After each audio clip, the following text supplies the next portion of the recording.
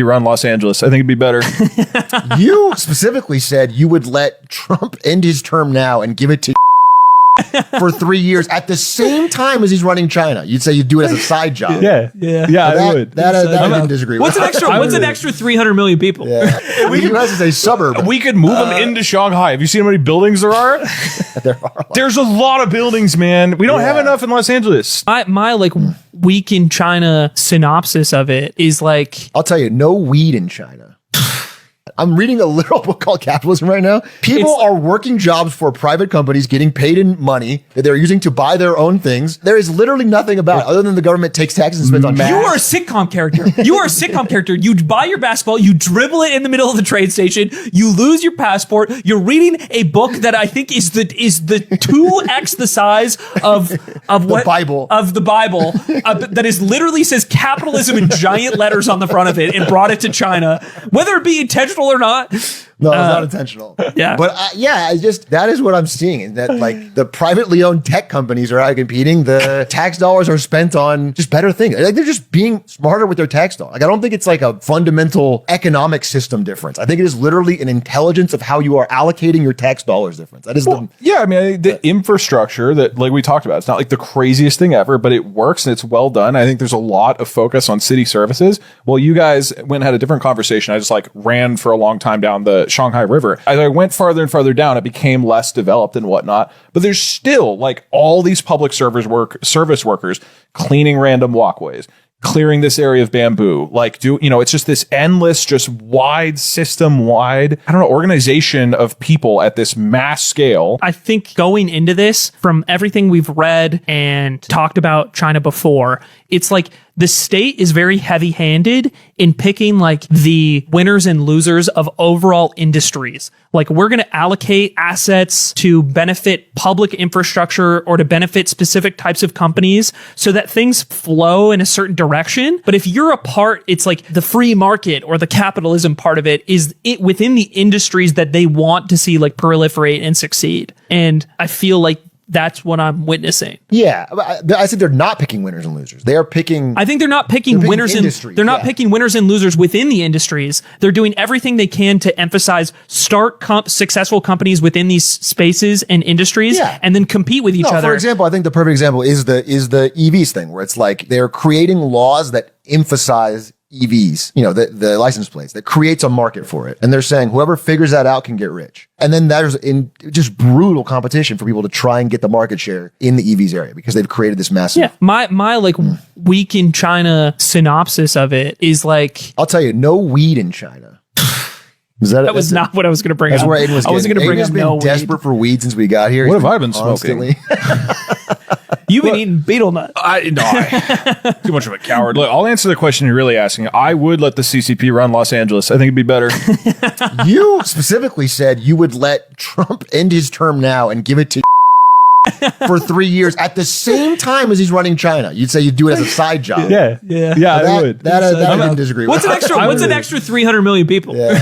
At that point, it's a rounding error. It's a rounding error, bro. The U.S. is a suburb. We could move them into Shanghai. Have you seen how many buildings there are? There are. There's a lot of buildings, man. We don't have enough in Los Angeles. That way, we keep the character of Los Angeles. I think what in the country, the government wields the power to make sure that corporate interests can't overwhelm anything, which it's like, if anything falls out of line in terms of competition, they have the power to be like this. Like, there's a bunch of billionaires in China. Yeah. China has plenty of billionaires. The second most billionaires in the world. There's a gigantic wealth gap in China. But anybody who like falls out of line or isn't acting in the country's like best interest, they can kind of come in and hammer that thing down and change it. And I feel like in the US, it's not the same. In the US, corporate money is so tied into politics that the government's ability to effectively influence business in a direction for the country's best interests is not there in the same way. And I'm not saying that doesn't come with like trade-offs here or something, but I think that is the difference, is like when you see billionaires in China held accountable by the government in a way that I don't think is really possible in the US. I think that's part of the reason that the competition exists in China in the way that it does. I think what I've been surprised by on a broad high level is like, holy shit, this is really well done in so many people's lives are clearly improved. And you can hear it in the way we talk to people and the pride they have for the country. They explicitly say how much better their life is, how convenient it is here. And it's like, in that context, yeah, of course, you're going to feel more receptive to that. And it's also weird to be like, if anybody here doesn't like that, they cannot voice that online. We spoke with not only our interpreter, but also the folks who worked at university, saying how podcasts here will talk about current events, but you don't talk about politicians by name. You just sort of like, like Mr. Jen, like you kind of allude to it, because if you ever start on the nose talking about the political side, then you just get removed. And it's less like dramatic. Well, just to be clear, like, because I think that was a good thing to clear up. Yeah, it's idea, you're not getting removed as in you're getting tossed in a prison or anything. Right. Yeah. It's much less you dramatic. You can just get deleted. Your content will get deleted. If you have a post that is critical that gets viral, it's deleted. Yeah. I think this whole dynamic was really interesting. This was in our conversation with the director from the university, and he explained how he listens to a lot of podcasts, and there's free versions of podcasts and subscribe to versions of podcasts, much like we use Patreon for this show. In the subscribe versions, people have a comfort with speaking a little more freely about political issues that they don't in the public versions of the show. And it's not that that's not accessible or policeable, because at the end of the day, if you keep poking the bear in the subscribable version, you're still going to be held accountable somehow. But there is a freedom of speaking in those subscribe to podcasts, which it's like us. We don't tell you what we really think about Trump till you get our Patreon. We've kept it low key, but when you get to the Patreon, we tell you what we really think. I talk about how hot Pete Hegseth is on there, and I'm not scared. It's a total 180. It's a 180, bro. But it is a Tucker Carlson bias. We just asked straight up. It was like, what's your thoughts or understanding of people being thrown in jail or facing consequences for speaking out against the government in China? Like, explain to us how that actually works. And because the government has such an influence or control over social media platforms, which he also added is not direct control. He basically said that the rules of the government are so broad that there's a lot of incentive for the platforms themselves to police themselves and be really specific in their terms of service and the way you can use these sites and the things you can talk about. And the companies do a lot of the legwork of enforcing more broad rules that the government has put in place. And then if you do overstep the line, like say I go fucking crazy across my social media platforms and I'm really critical of the government and they decide to pull the plug. The thing is, I lose my access and my influence across all of these platforms at once. So in the US, it's like if I get banned on YouTube, I might be able to communicate an update to my fans through my big Twitter or Instagram following. And people can get an update of like what site to jump to. I can carry on my influence somehow. But in China, once you use your influence on one of these sites, you've lost it on everything. And your ability to rebuild your following isn't really existent. It's like you just pay the price. You're not going to jail, but you've lost all of your influence. Yeah, I would say the way you describe companies and the way I see it happen with local governments, it's really more that the high-level federal government is pretty broad on setting large macro goals and being kind of vague. They're not doing a lot of things you hear about happening in China. A lot of things that are done on the enforcement level or people choosing to self-censor are done either on the individual level, on the company level, or on the local government. Like all that stuff is them trying to adapt to these larger goals. But yeah, it's a like, are we installing like party Trump party member?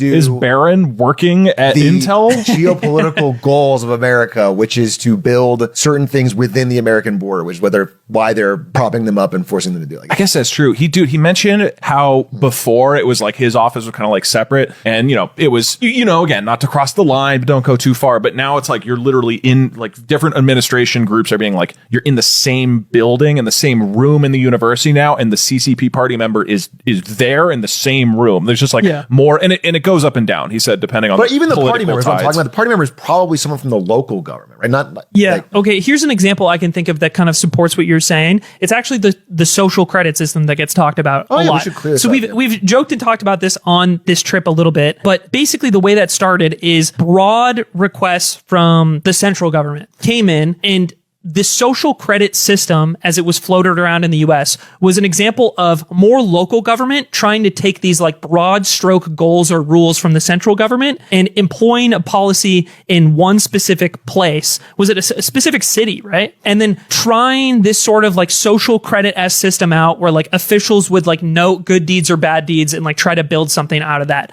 But it didn't actually work, and it never expanded out of that one place. And that expanded into this news story of the social credit system system as we know it in the US. From, I mean, admittedly stuff I've just like read and watched. This is an example of how the central government in China works, is they'll roll out some new goals or things that they want to change in broad terms, and then let local government officials approach tackling that problem as they wish. Yeah, I mean, I'll give a specific because it goes back to the open cloth thing. So the big Chinese 5-year plan meeting just happened very recently. And one of the things they walked away from saying is that one of our big goals for the next 5 years is to be a world leader in AI. AI is a big goal of the Communist Party for China. And so all the local governments are given that goal and said, figure it out. Help your area of the country be a leader. And so a lot of local government money is going towards funding things that have to do with boosting AI productivity or whatever in the area, which is why many companies or areas are using this open cloth thing because they can get local government funding to be a leader in that. That's how it trickles down from like broad idea to local government money to actual action. And so, they did that with EVs, and that is why EV factories popped up in all different parts of China, and there is huge competition because they said that's a goal. It's a broad goal. Local government figure it out. Local governments give subsidies to EVs or create the license plate law. And like the license plate law starts in a city and it works. And so everyone goes, oh, that's a good idea. Yeah. So that's how it was stressed to us that these local places that try something become testing grounds for laws that can be applied at scale across like the whole country. I think one of the downsides to that too is you often hear these stories of how much debt China has actually taken on. And it's also a result of this system, from my understanding, is like local government officials take on debt in order to build large infrastructure projects that the public still benefits from, right? But the debt is accumulating in China in a different way, where local officials are choosing to spend this money and the debt accumulates at a local level, which is like tracked differently. So the amount of debt that China has is actually much, much larger than the central government shares, because a lot of the debt is held by like specific areas of the country or like by these local positions or parties. Yeah, they have local debt and we have national debt. I will say, at the end of the day, it does seem like they got more for their debt. Like they Yeah. And I there's arguments you can make, and I'm sure you've heard them about overcapacity, overbuilding. I will say that having been around here a few days now, not really anything deep, but we talked to the guy whose dad worked in construction. The Evergrande thing there is a reality to that, in that construction on some buildings we've seen pass by has frozen and stopped, and there is so much capacity. So if the population is shrinking, there's just so much housing. So housing prices are shrinking, and because the stock market is not a place most Chinese have put their savings, people's retirement savings that are in housing is slowly going down because the price is going down.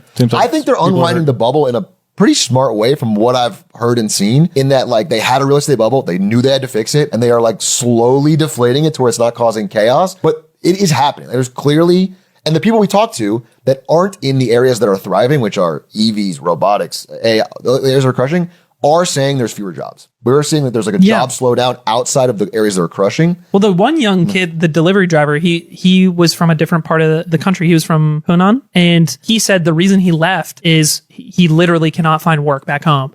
And even if he could, he said that job would pay a lot less than delivery driver in Shanghai. He's like, me and my 5 friends just moved to Shanghai to look for work. It's interesting. To be fair, the scale of the buildings and infrastructure is so massive, but I have yet to take binoculars and see if there's people living in these things. You know what I mean? It could all be let's be clear. What I can definitely confirm, having seen 0.5% of China, is that there's a fuckload of buildings. Just a fuckload. It's New York City times 100. Whatever you're thinking. It's not just it's a little bit. It's bigger than anything you could possibly imagine. And then maybe there's people in it. It could be this. I think in Chengdu there's people in the cities. I don't know. What I'm saying is, have you proven it? Have you done real investigative journalism, or you just we go unit by unit? What you heard? Let's go and knock on doors unit by unit with my basketball, and we're going to ask him about Kobe Bryant. I activate my Alex Jones voice. Okay, do people even live in these buildings?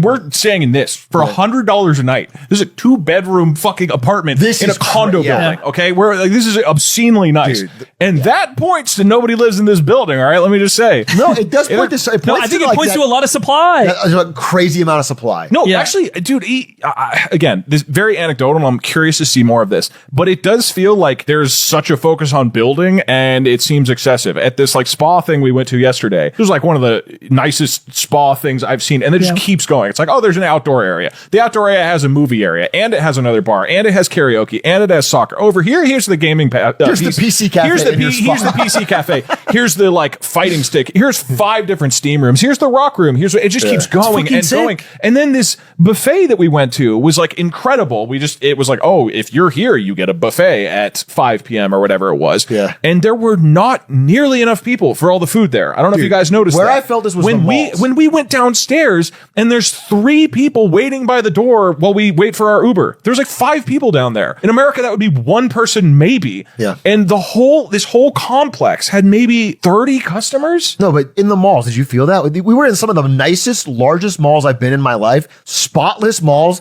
floor to ceiling, filled with all full stores. The traffic on a weekend was like, yeah, this was a weekend yesterday. Tiny. It's just crazy. And I think it just wasn't full. I think it felt normal. So I think it's a sign. Barry's making a face at you. I think I've seen malls that are dead that have more people per. I thought it wasn't. I'm not saying it's dead. You're probably getting an image from what I'm saying that it's dead. I'm just saying the size versus you're never touching another person. There's plenty of room. It's like relative. Yeah, and we're in multiple malls. We're like they're not that far from each other. Until we went to the food trade show, at which